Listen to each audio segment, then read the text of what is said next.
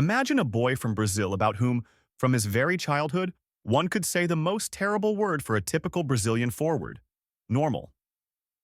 Not a child from a favela, not a barefoot street dribbler with a ball made of rags, but the neatly dressed son of an engineer and a teacher who carries a briefcase to school in the mornings and does homework at the kitchen table in the evenings before going out into the yard to kick a ball around. In a country with a cult of the guy from the slums, his story went against the myth from the very beginning. No hungry poverty, no crime, no fleeing from shootouts, only a quiet, almost boring life in a decent neighborhood and parents who believed not only in football but also in education. Ricardo Izecson dos Santos Leite was destined to be born far from noisy Sao Paulo, in the new capital, the city of Brasilia, where his father Bosco worked as a civil engineer and moved from site to site, and his mother Simone taught and made sure that her sons always had books and notebooks. The family spent the first few years in Cuiabá, following the head of the family's work, and only when Ricardo turned 7 did the Leites finally move to Sao Paulo, to the quiet green district of Morumbi, ironically, almost in the shadow of the stadium of the same name, where many years later Kaka would walk out to the roar of the stands in the Sao Paulo kit. Unlike the endless stories about boys playing between cars on the steep hills of favelas, his childhood passed in the courtyard of a residential complex, where there were not only pull-up bars and a sandbox, but also a normal asphalt court with markings. And yet, even in this outwardly prosperous picture, there was one element that made him resemble other future geniuses of the game: an obsession with the ball. Teachers recalled that Ricardo was not a noisy hooligan, but rather a quiet straight-A student who blossomed only when the physical education lesson turned into a football match. Once, a school teacher, tired of watching a scrawny boy beat all his classmates, called his parents and calmly, in an almost businesslike tone, suggested, "You need to send him to a football school. He doesn't just have a good level, he has a different head." It was after this conversation that his parents, who had previously seen football as a pleasant hobby for their son, first thought that the ball was not just a toy for him. The first serious stop was the small club Alphaville, where Kaka ended up through the school team. It was there that his group reached the final of a local tournament, and at one of the matches, he was noticed by scouts from Sao Paulo. For an 8-year-old boy, the path from the yard to the largest club in the state took only a few months, but behind this fast road stood something that is almost invisible in photographs: daily trips across the city, a strict regime, an attempt to combine a professional children's academy and regular school. In the Sao Paulo system, Kaka began to stand out very quickly, not only for his technique but also for how he saw the field and always looked for a pass forward, rather than for the sake of a beautiful feint. At home, fanfares and the cult of a little star did not await him. Bosco and Simone adhered to a different philosophy: football, yes, but only as long as lessons do not suffer. When Ricardo was 14, he got up 2 hours earlier than his classmates to have time to do assignments and read the necessary chapters, and only then went to training at the academy. Somewhere between morning math problems and evening scrimmages, he managed to complete the full secondary cycle of education, 11 years, before finally switching only to football, which was almost an exception to the rule for a Brazilian talent of his level. It was in these years that the name that the world would chant in stadiums was finally born and cemented. His younger brother Rodrigo, a future defender nicknamed Digão, simply could not pronounce the long Ricardo and called him shortly, in a childish way, Kaka. Usually, such family nicknames live only in the kitchen and in the yard, but with him, it turned out differently. Teammates picked it up, coaches got used to it, journalists wrote it down in notebooks. So, a home nickname, born from the childish language of a 3-year-old boy, turned into a brand that needed neither translation nor an advertising campaign. The daily life of his youth did not fit into the usual cliché about a Brazilian footballer who drops out of school for a chance to get into a professional team. He, on the contrary, stubbornly pulled 2 lines simultaneously, as if intuitively understanding that a read book and a honed pass are parts of one and the same path. In Morumbi, he was known as an exemplary son who helps his younger brother with lessons and goes to church with his family on Sunday, and at the Sao Paulo base, as a guy who is never late, does not argue with coaches, and is the first to take the field when the warm-up begins. And all this time, No one, neither parents nor teachers, nor even the most experienced mentors of the academy, could imagine how fragile this carefully built world would turn out to be. At 18, already being a professional for Sao Paulo and the pride of the family, he would go to visit relatives, jump into a pool, hit his head on the bottom, and fracture a cervical vertebra. Doctors would say that it was a miracle he remained on his feet at all and risked spending his life in a wheelchair.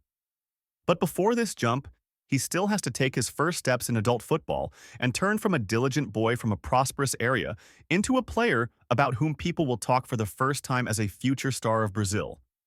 October of the year 2000, the height of the stuffy Brazilian spring.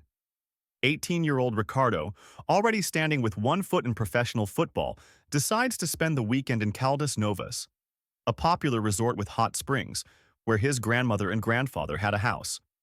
Nothing foreshadowed trouble.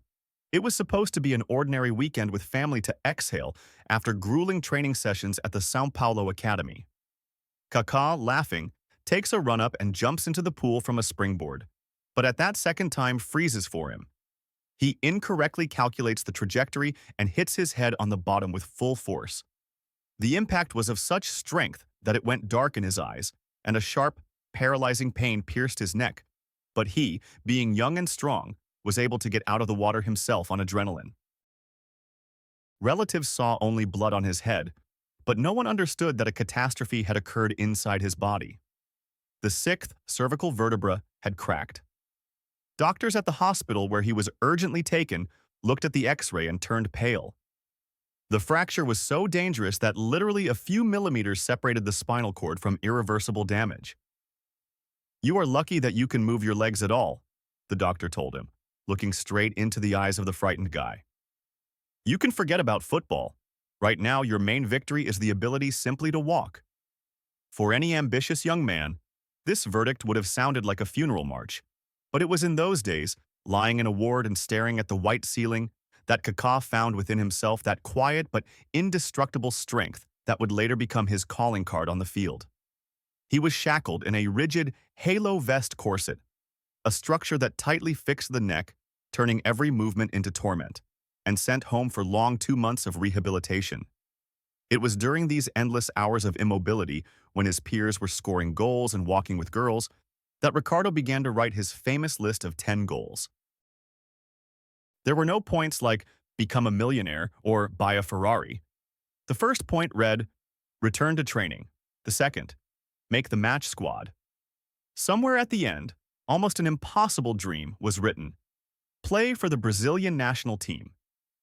He prayed every day, and his faith, previously simply traditional for a Brazilian, turned into a steel core. He promised God that if he returned him to the field, then every goal of his, every trophy would be dedicated to him. A miracle happened. The vertebra healed perfectly. The body, hardened by years of discipline, recovered faster than the boldest forecasts, and already in January 2001, he put on his boots again, feeling as if he had been born anew. The coaches of Sao Paulo looked at him with caution, like a crystal vase, but not a broken invalid took the field, but a hungry beast. Fate did not keep itself waiting. The final of the prestigious Rio-Sao Paulo tournament against the formidable Botafogo, the overcrowded Morumbi Stadium, March 7, 2001. Sao Paulo was losing 0-1. The game was not going well, and head coach Oswaldo de Oliveira decided on a desperate step. He removed the captain and idol of the fans, Luis Fabiano, from the field, releasing instead a nobody-knows 19-year-old boy under number 30. The stands whistled, not understanding the substitution. Commentators shrugged their shoulders, but what happened next entered the golden fund of football history. It took him 2 minutes to turn the world upside down. First, he lay in wait for a defensive error, burst into the penalty area, and with icy calmness sent the ball into the net, equalizing the score. And another 120 seconds later, when Botafogo was trying to recover in panic, Kaka received the ball at the penalty line, removed a defender with one touch, and placed the winning goal into the corner with a sighted shot, 2-1. The stadium, which a minute ago was buzzing with dissatisfaction, exploded in ecstasy, chanting a name that no one really knew that morning. The commentator, choking with delight, called him the Prince live on air, and this nickname stuck to him instantly, not only because of his elegant appearance, but also because of the nobility with which he treated the ball. That evening, lifting his first adult cup above his head, Kaka did not jump with mad joy like the others. He raised his hands to the sky, looking with his eyes for the one who saved him in the pool, and silently whispered words of gratitude. In the locker room, where champagne flowed like a river, he sat with the quiet smile of a man who knows a terrible secret. His career could have ended without starting, and now every match for him is bonus time, a gift from above. From that moment, his ascent became vertical. In just a year, he went from a guy in a neck brace to the main hope of Brazilian football, silencing all skeptics who kept talking about his fragility. And while all of Brazil was discussing the birth of a new star, on the other end of the world in Italy, one attentive scout of Milan was already dialing Adriano Galliani's number to report, "We have found the one who will change everything."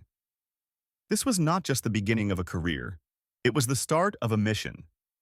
Kaka proved that for greatness, it is not necessary to be angry or hungry. It is enough to have faith that is stronger than bones, and talent that cannot be broken even by a blow against a concrete bottom. But ahead awaited a test of a completely different scale. A call-up to the national team where monsters like Ronaldo and Rivaldo reigned, and a trip to the World Cup, which was to become either his triumph or a lesson in humility. When the dream of the national team still seemed like something distant and almost abstract, a phone call turned it into reality. In January 2002, just a year after his debut for Sao Paulo, Kaka receives a call-up to the main team of the country for the first time. The Brazilian national team was going through a difficult period after a failed qualification for it. Scolari replaced Luxemburgo. The press demanded rejuvenation, and many then perceived the appearance in the application of a modest, skinny midfielder from Sao Paulo as an experiment. But already in a friendly match against Bolivia on January 31, 2002, he takes the field and spends his first minutes in a yellow jersey, neatly, without extra brilliance, but with that very ease in handling the ball that immediately catches the eye of coaches. In the locker room, veterans, Cafu, Rivaldo, Edmilson, greet the newcomer with calm pats on the shoulder, and Ricardo himself again looks like a diligent student among adult men, only instead of a school blackboard, the locker room of a world champion. When Scolari announces the final list for the World Cup in Japan and Korea, the name Kaka in it sounds like a challenge to traditions. He is only 20. He is the youngest in the squad. Next to him are the country-adored Ronaldo, the experienced Rivaldo, the charismatic Ronaldinho. By the standards of statistics lovers, his contribution to the tournament is almost imperceptible. A few dozen minutes in the last group match against Costa Rica, when Brazil had already secured its exit to the playoffs and allowed itself the luxury of giving a chance to the young. But for Kaka himself, these minutes become a universe. He enters the field to the roar of the stands, at a score when the team is already leading, receives the first touches of the ball at the World Cup, and feels how the ground under his feet becomes different. He is no longer just a talent from Sao Paulo. He is part of a machine that in a few weeks will lift the 5th World Cup in Brazil's history over its head. In the locker room after the victorious final against Germany, he modestly stands aside while legends hug in the center. But the medal on his neck shines just as brightly, and one thought can be read in his eyes. This is just the beginning. Returning to the club after the triumph of the national team turns him into a different person in the eyes of those around him. For Sao Paulo fans, he is no longer just the author of a double in the Rio-Sao Paulo final, but a world champion, albeit with a tiny but real role. In the seasons 2001 to 2003, he plays 58 matches for the Tricolors in total and scores 23 goals, figures for an attacking midfielder that make European scouts prick up their ears. He becomes the face of the team, the idol of the fans at Morumbi, but at the same time understands, if he really wants to test the limit of his capabilities, sooner or later he will have to leave home. Rumors about the interest of European giants sound louder and louder, but Milan, the then European champion, which already knew how to turn Brazilians into legends, suffice it to recall Savio, Leonardo, Rivaldo, turns out to be the most decisive. In the summer of 2003, something happens that will later be called one of the most profitable deals of the beginning of the century. Milan signs Kaka for 8.5 million euros, a sum that President Silvio Berlusconi years later will call pennies compared to what the Brazilian gave the club. He arrives in Milan without the usual entourage of a Galactico. No statements that he is the best, no loud promises, only a neat suit, glasses, and a shy smile at the presentation. In the locker room, he is met by Maldini, Cafu, Nesta, Shevchenko, a pantheon of those whom he saw on TV just a year ago.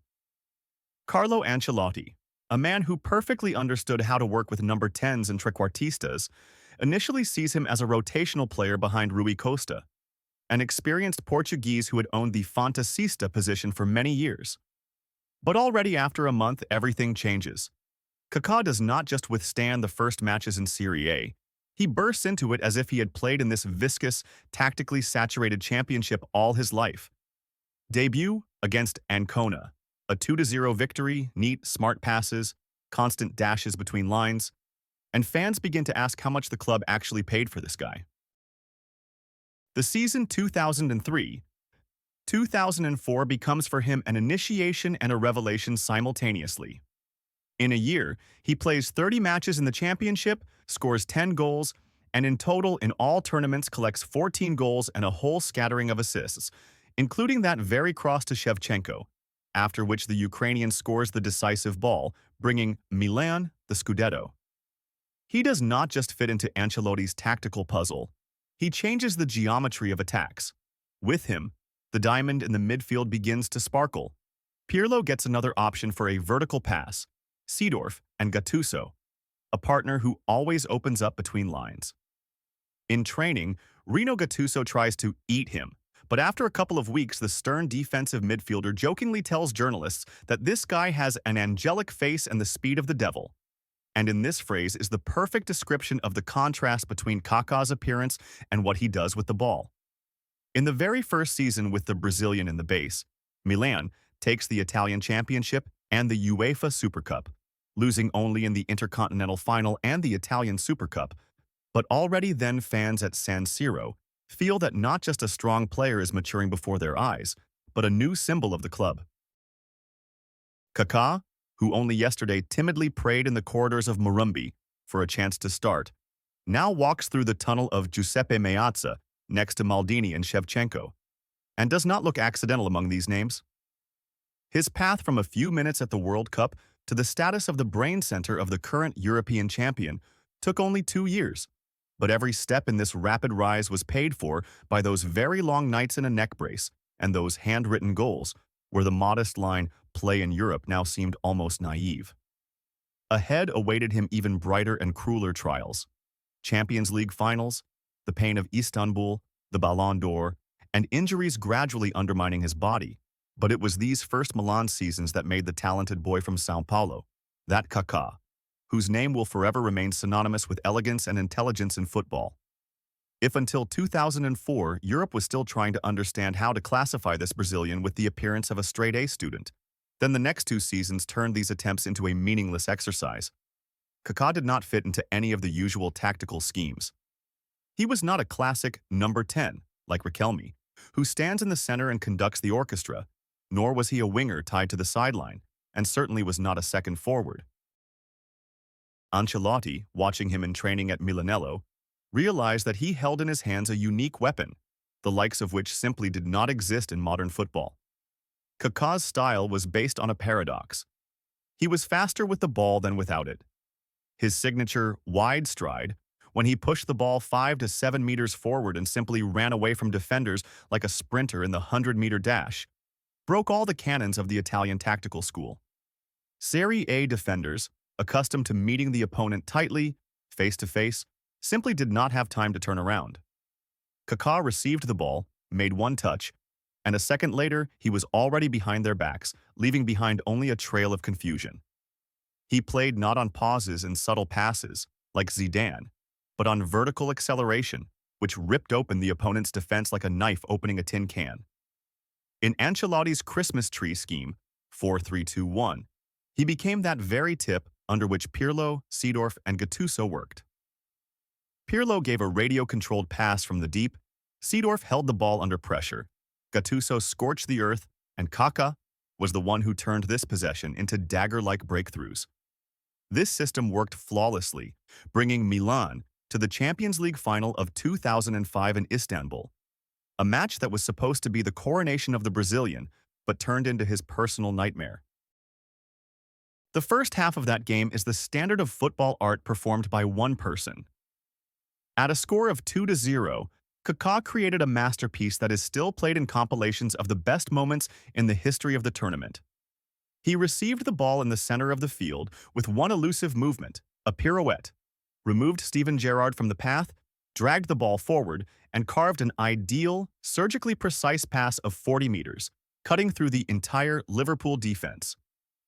The ball, bypassing Carragher, landed exactly on the foot of Hernan Crespo, who only had to chip the goalkeeper.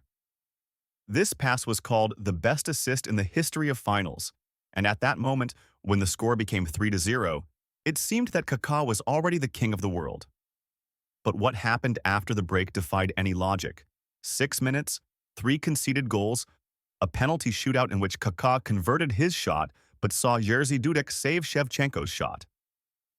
While Liverpool players were going crazy with happiness, a deathly silence stood in the Milan locker room, broken only by the sobs of adult men. Kaka, a man of deepest faith, sat clasping his head in his hands, and a storm raged in his soul.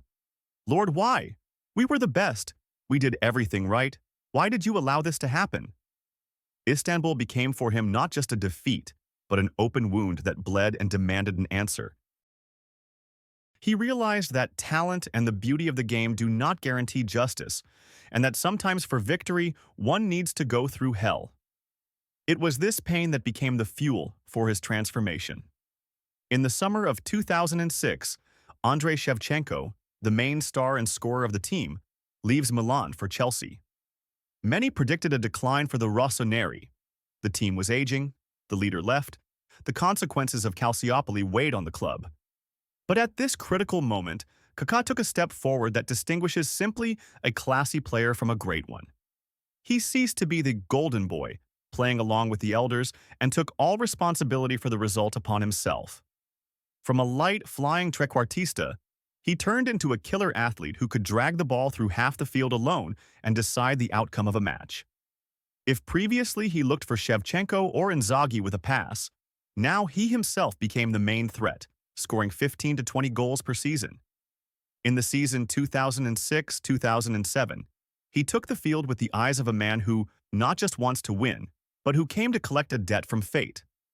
His game became drier, meaner, more concrete. He no longer needed Gattuso's protection or Maldini's advice. He himself became the one whom partners looked at in a difficult moment. The Istanbul scar did not break him, but hardened him, turning an elegant prince into a ruthless monarch, ready for his main campaign, a campaign that would force the whole world to recognize him as the best footballer on the planet. The season 2006-2007 began with a feeling of emptiness. Shevchenko left, the team was aging, and the consequences of the corruption scandal Calciopoli forced Milan to start the tournament path from humiliating qualification rounds. But precisely in these decorations of decline, Kaka decided to arrange his personal crusade, which will forever inscribe his name in history. In the round of 16 against Celtic at San Siro, an exhausting battle was going on. The match was rolling towards a goalless draw, when in the 93rd minute of extra time, the Brazilian picked up the ball in the center of the field. What happened next was pure magic. He turned on his signature fifth gear, flew past tired Scots as if they were mannequins, and neatly rolled the ball between the goalkeeper's legs. It was not just a goal. It was a statement. I am here, and I will drag this team on my back, whatever it costs me. But the real peak of his genius came in the semi-final against Manchester United at Old Trafford. On that evening, April 24th, 2007, Kaka turned the theater of dreams into the stage of his solo performance. His second goal in that match still causes goosebumps for anyone who saw it live or in a recording. Dida kicks the ball far forward. Kaka wins the struggle against Fletcher and finds himself 1 against 3 defenders. With a light touch of his head, he throws the ball over Heinze, making the Argentine look like a helpless child, and then makes a move that contradicts the laws of physics. He pushes the ball with his head between Heinze and Evra, so that the two MU defenders crash into each other with a roar, falling onto the lawn like skittles. Kaka remains alone in front of Van der Sar, and coldly, with deadly calmness, sends the ball into the corner. The stadium froze for a second, digesting what was seen, and then exploded with applause. Even English fans understood that they were seeing something beyond limits, the game of an alien. The final in Athens against Liverpool was a matter of personal honor for him, an opportunity to erase the nightmare of Istanbul. Kaka took the field not with fury, but with the icy concentration of a surgeon. It was he who earned the free kick from which Pirlo and Inzaghi constructed the first goal. And it was he who, in the 82nd minute, when everyone's strength was running out, found resources within himself for a dash and an ideal cutting pass to Inzaghi, who put a dot in the match, 2-1. When the final whistle blew, he did not run to the stands and did not tear off his shirt in a fit of madness.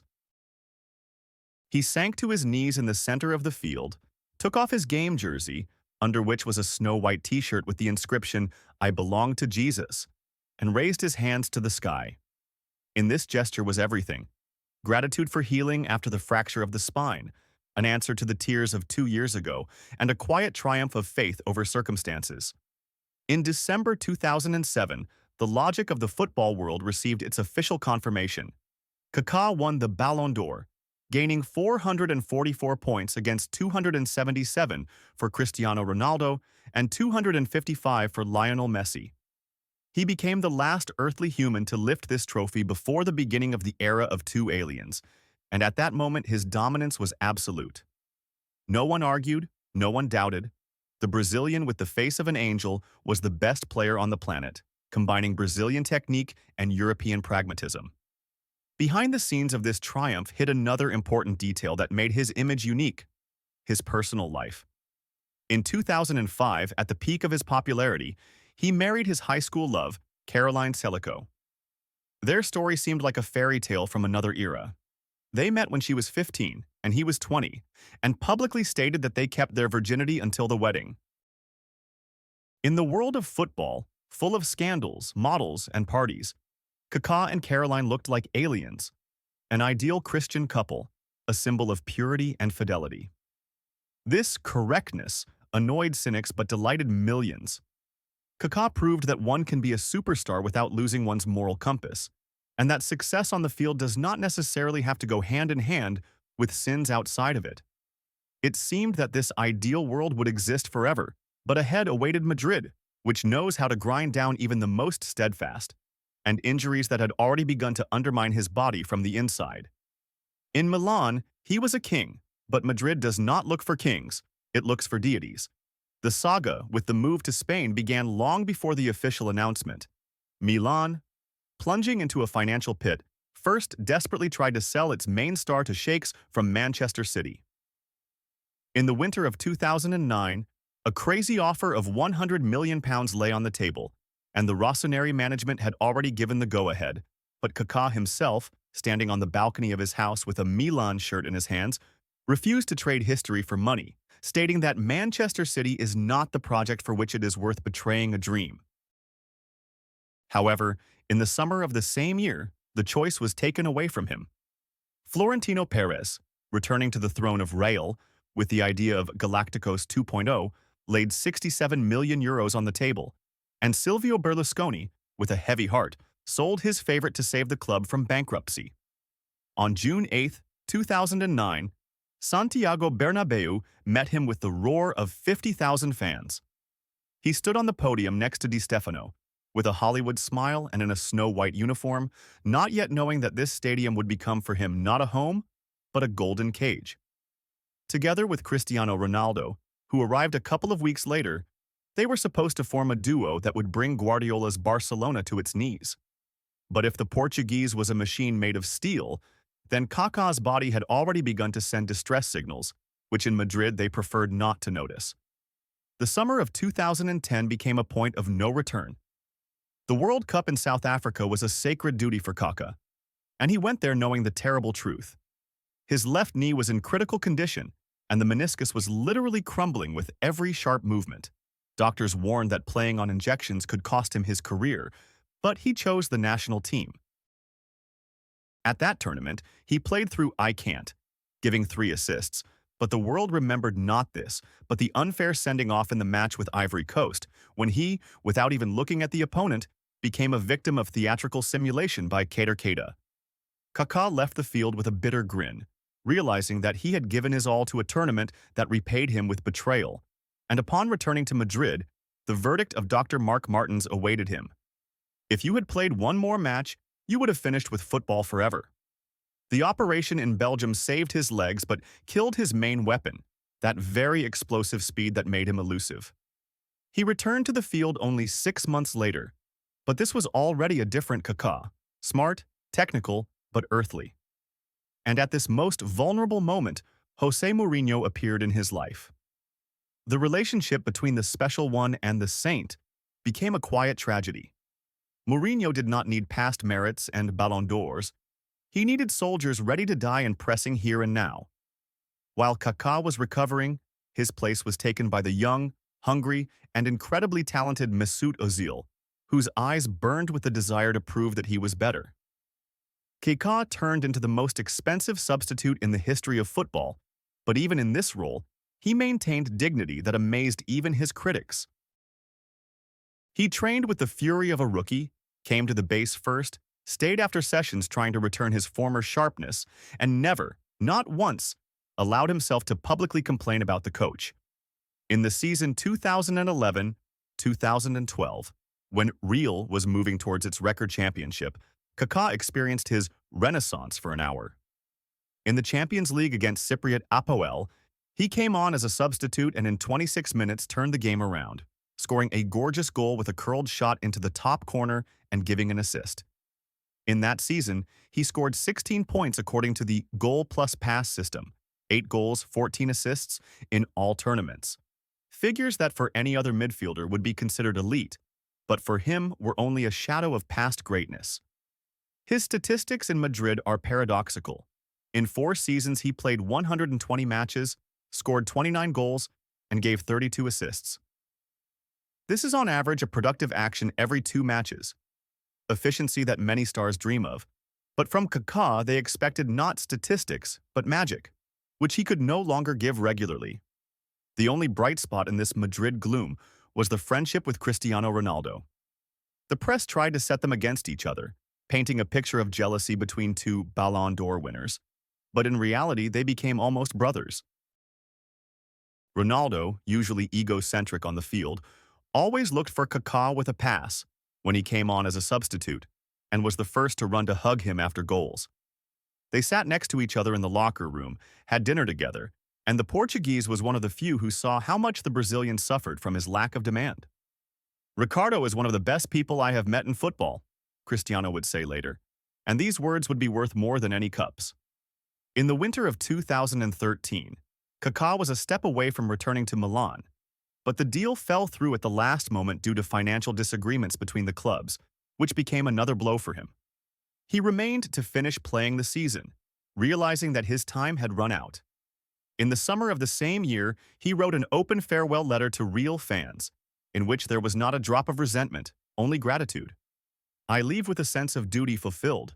I fought for this shirt to the last drop of sweat," he wrote. And this was the truth. He did not fail in Madrid, as is commonly believed. He simply became a victim of circumstances, injuries, and a change of eras. But even falling from the summit, he managed to save face and leave as only true aristocrats of the spirit leave, with his head held high, ready to return to where his heart beat most often. On September 2, 2013, Leite Airport was not ready for what would happen in it. When Kaka walked out of the terminal, holding a Milan shirt in his hand, hundreds of people, dropping work and business, flooded the arrival hall, and the old, painfully familiar motif, "Siamo venuti fin qua per vedere Signore Kaka."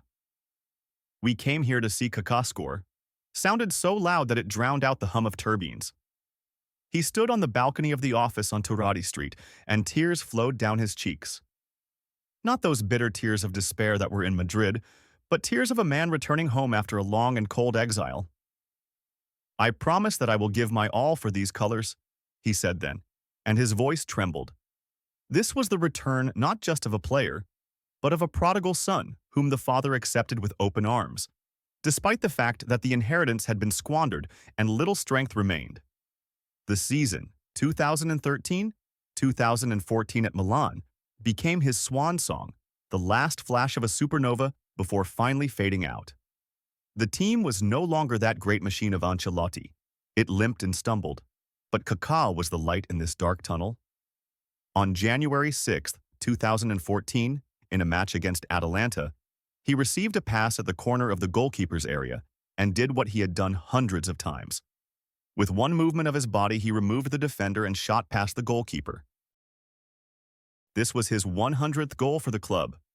Kaka tore off his shirt, ran to the Curva Sud stand, and raised a shirt with his surname and the number 100 above his head, while the stadium went crazy with love for its last real idol. In the same match, he scored the 101st as well, finally closing the gestalt and proving that class does not age, even if the knees are no longer the same. But romance could not last forever. Realizing that his body could no longer withstand the rhythm of Serie A and not wanting to be a burden for the club he idolized, Kaka made a decision that shocked many, but was the only right one for his family and future. In the summer of 2014, he signed a contract with a new MLS club, Orlando City, becoming the face of the football boom in the USA. The contract amount was a record for the league, $7.2 million a year, which made him the highest-paid player in the history of North American football at that moment, surpassing even Beckham. But since the season in the USA began only in the spring, a window of 6 months formed for him, and Kaka gave a gift that millions dreamed of. He returned to where it all began. The loan to Sao Paulo in the second half of 2014 became an emotional closing of the circle. When he again took the field of Morumbi, the stadium was packed. 20,000 people came just for the presentation. It is incredible to return here after 13 years to see family, friends, children in the stands of that very stadium where I grew up, he said, barely holding back emotions. He spent these 6 months not as a veteran finishing his game, but as a leader, helping his home team take second place in the Brazilian Championship. And when in December he said goodbye to Sao Paulo for the second and last time, the stands saw him off standing, understanding that they would never see the Golden Boy in this uniform in an official match again. The American chapter of his life became a beautiful epilogue, stretching for 3 sunny years in Florida. In Orlando City, he was not just a captain. He became the foundation on which the culture of the entire club was built. He did not come to the USA to sunbathe. Already in the first match, he equalized the score in the last minute, making the 60,000-seat Citrus Bowl shudder, and in 2015 led a team of MLS stars to victory over Tottenham, scoring a goal and giving an assist. But his main influence was invisible to cameras. In the locker room, he became a mentor for young guys like Sile Larin, whom he personally helped hone the finishing of attacks. Sile would later admit that advice from a Ballon d'Or winner was worth more than any training sessions. Kaka was the first at charity events, visited hospitals after the tragedy at the Pulse Club, and became a true ambassador of good, using his status as a UN World Food Program ambassador to draw attention to hunger in the world. He created a special bond with fans on the wall stand, who saw in him not an unreachable star, but a person ready to stand next to them and sing songs when he was injured. And then came the day that every great athlete fears, October 15, 2017, the last home match against Columbus Crew. The atmosphere at the stadium was electrified with a mixture of love and sadness. When the U.S. national anthem sounded, the camera caught Kaka's face in close-up. He stood with his eyes closed and tears flowed down his face. Real, uncontrollable streams of tears that he did not even try to brush away. In these minutes, his whole life flashed before his eyes. That very jump into the pool in Caldas Novas, the golden rain in Yokohama, the nightmare night in Istanbul, the triumph in Athens, loneliness on the bench in Madrid, and this last warm sun of Florida. After the final whistle, he did not run into the locker room. Together with his children, he made a lap of honor, stopping at every sector to bow to people who had carried him in their arms for 3 years.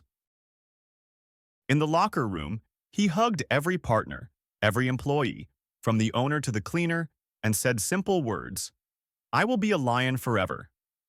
He left not as an old man defeated by time, but as a legend who realized in time that it was time to give way, leaving behind not only cups but also a feeling of light, which is so often lacking in modern cynical sport. His last post on that day was a brief address to God. "Father, it was much more than I could have imagined. Thank you. Now I am ready for the next journey." When the hum of the stadium died down and the spotlights went out, Kaka found himself facing silence, which breaks many great athletes. But his personal apocalypse happened a little earlier, even before the final whistle in Orlando. In 2015, the world that seemed indestructible cracked. Kaka and Caroline Selico, the benchmark Christian couple whose photographs could be hung in a frame with the caption "Ideal Love," announced a divorce. It was a bolt from the blue. Fans, accustomed to seeing a living fairy tale in them, refused to believe. Caroline would later say a phrase that would scatter across tabloids and become a symbol of their drama. "He never cheated on me, he was too perfect, and that was the problem." It turned out that being a saint in the eyes of millions is a heavy cross that sometimes weighs on the closest ones harder than sins. Kaka survived this collapse of the family with the same dignity with which he experienced defeats on the field. Silently, without dirt in the press, focusing on his children, Luca and Isabella. But life, like a football match, consists of two halves. In 2019, after several years of loneliness and rethinking, he married for the second time, model Carolina Diaz. The wedding on the sunny coast of Bahia became a symbol of his personal rebirth. In this marriage, two daughters were born, Esther and Sarah, and Kaka, already graying but still just as fit, again found that inner light which, it seemed, had begun to fade. Having finished with football, he did not allow himself to spread out and turn into a former star with excess weight. On the contrary, he threw himself a new challenge that required a complete restructuring from his worn-out body. Football is jerks, explosive power, anaerobic load. A marathon is monotonous, exhausting patience that is, the complete opposite of his playing style. In 2022, he went to the start of the Berlin Marathon along with thousands of amateurs. His knees, which had survived operations and hundreds of blows from Serie A defenders, now had to withstand 42 kilometers of asphalt. He finished with a result of 3 hours 38 minutes and 6 seconds, a time worthy of respect for a debutant of his build. At the finish, he raised his hands to the sky with that very gesture with which he celebrated goals at San Siro, proving to himself that his body is still capable of feats, albeit at a different pace. His current regime is the discipline of a monk athlete. Wake up at 5 in the morning, prayer, then training. Kaka's diet today is stricter than in his playing years. Complete exclusion of sugar, emphasis on anti-inflammatory products, fatty fish, avocado, nuts, to protect joints, and intermittent fasting. He understands that health is an asset that needs to be protected, especially when you are already over 40, and old injuries begin to remind of themselves with every change in weather. But Kaka did not want to be just a running pensioner. His intellect, which allowed him to see the field 2 moves ahead, demanded new food. He did not go down the simple path of a wedding general on television. Instead, he sat down at a desk. First, at the Brazilian Football Confederation, where he received a coaching license of Category A. Then, even higher, he entered the prestigious UEFA MIP, Executive Master for International Players, course, where his classmates were Didier Drogba and André Arshavin. And as a cherry on the cake, studying at Harvard Business School on Anita Elbers's course, The Business of Entertainment, Media, and Sports. Kaka studied club management cases, marketing, and finance with the same diligence with which he once learned Ancelotti's tactical schemes. His goal is to return to football not as a mascot, but as a sporting director or manager, a person who makes decisions based on knowledge, and not just on a glorious past. Today, looking at him, it is hard to believe that so many years have passed since that evening in Paris when he held the Ballon d'Or in his hands. He did not become a pastor officially, although rumors about this circulated for years, but his life itself became a sermon. He showed that one can go through the copper pipes of fame, through divorce and injuries, and not become embittered, not lose human form. Kaka remains a unique bridge between two eras. He was the last person to win the main individual trophy before the onset of the era of cyborgs, Messi and Ronaldo. He was the last romantic of football, who played with a smile, even when he was in pain. His legacy is not only cups in the Museum of Milan or Rio. It is a feeling of slight nostalgia for times when football was a little less athletic, but a little more graceful. Kaka proved that for greatness, it is not necessary to be an egocentric monster. One can be a polite guy from a good family who helps an opponent get up from the lawn, and a minute later scores a goal from which one wants to cry with delight. And today, when he runs another marathon or sits at a lecture at the university, he still belongs to Jesus, but his heart forever belongs to the game which he turned into high art. The story of Ricardo Izecson dos Santos Leite is finished as a player, but as a person, it is only gaining momentum, and perhaps his main trophy is still ahead.